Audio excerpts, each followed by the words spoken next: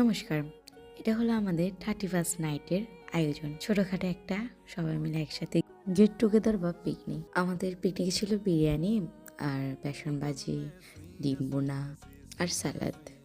তার জন্য প্রথমে আমরা সবকিছু আয়োজন করে নিই। বাটা, মশলা, কাটা সবকিছু। তো এই সবকিছু শেষে করে কাটাকাটি শেষ করে ফার্স্টে মাংসগুলোকে ম্যারিনেট করে রাখি। আর যেহেতু পিকনিক আর মানুষও ছিল মোটামুটি 27 জনের মতন, তার জন্য মাটির চুলায় রান্না করা হয়। মাটির চুলায় রান্না বলতে আর কি একবার একজন রান্না করা, যে যা পারে অতটুক দিয়ে করা। কেউ নাড়ে, কেউ রান্না করে, কেউ আগুন দেয়, এইভাবে চলে আর কি। তো এক এক করে সব কিছুই রান্না হয়ে যায় আমাদের। ফার্স্টে হচ্ছে যে কি মুরগিটাকে একটু ভালো করে কষিয়ে নেয়, নিয়ে অন্য পাশে ডিম বোনা আর পোলাও, আর শেষে হচ্ছে বেসন ভাজি করে নেয়। তো রাত যেহেতু অনেক হয়ে গেছিলো, রান্না করতে করতে লেট হয়ে গেছিলো, তাই প্রথমেই ছোটোদেরকে খাবার দিয়ে দেওয়া হয়, ওরা খেয়ে নেই।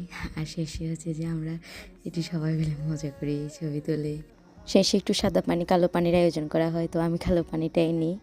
তো এরপর আর বাকি যারা ছিলাম সবাই মিলে একসাথে চুলার পাশে বসে খাওয়া দাওয়া শেষ করে আমাদের আয়োজন পিকনিক সব এখানে শেষ হয়।